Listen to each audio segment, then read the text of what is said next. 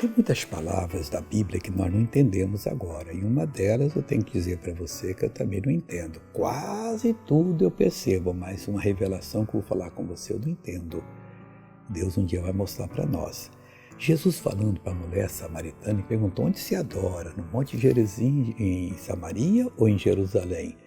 E Jesus disse o seguinte, João 4:22, vós adorais o que não sabeis. Isso é muito sério. Nós temos que adorar somente a Deus e não é o lugar. Isso importa se você está na prisão ou se você está num palácio ou num casebre ou numa mansão ou no meio da rua. Nós adoramos o que sabemos, porque a salvação vem dos judeus. Eu não entendo essa palavra. Eu só digo o seguinte, tem muita revelação aqui.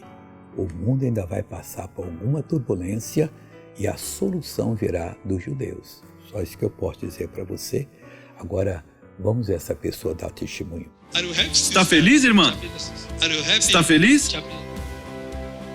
Ela não conseguia se movimentar, ela tinha dificuldade em se movimentar, sabe? Mas agora ela pode. E agora? Está livre? Gostei disso. Amém. Agora eu voltei para orar por você.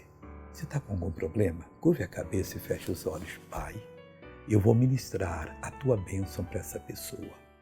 Jesus me deu autoridade e nessa autoridade sobre todo o poder maligno eu vou exigir a saída do mal.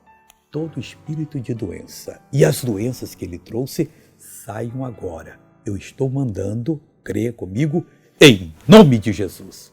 Amém.